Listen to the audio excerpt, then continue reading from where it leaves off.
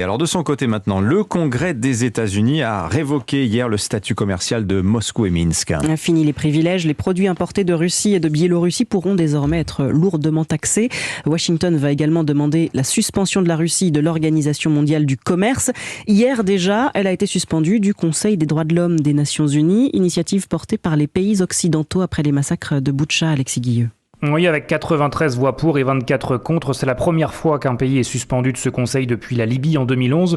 Le représentant ukrainien Sergueï Keslytsia a ouvert les débats et comparé la situation de son pays à celle du Rwanda juste avant le génocide de 1994 pour alerter sur le risque de l'indifférence. Nous sommes actuellement dans une situation unique où, sur le territoire d'un État souverain, un État membre du Conseil des droits de l'homme commet des horribles violations des droits de l'homme, qui seraient assimilés à des crimes de guerre et des crimes contre l'humanité. La suspension de la Russie de ce Conseil n'est pas une option, c'est un devoir.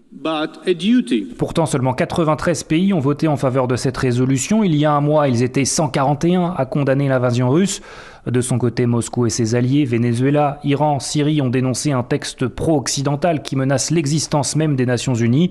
Alors cette suspension reste essentiellement symbolique. Les décisions du Conseil des droits de l'homme ne sont pas contraignantes. Plusieurs de ses États membres sont d'ailleurs régulièrement pointés du doigt, notamment la Chine. Pékin qui aujourd'hui a voté contre et appelé encore une fois toutes les parties à la retenue. Alexis Guilleux, correspondant d'Europe 1 aux États-Unis.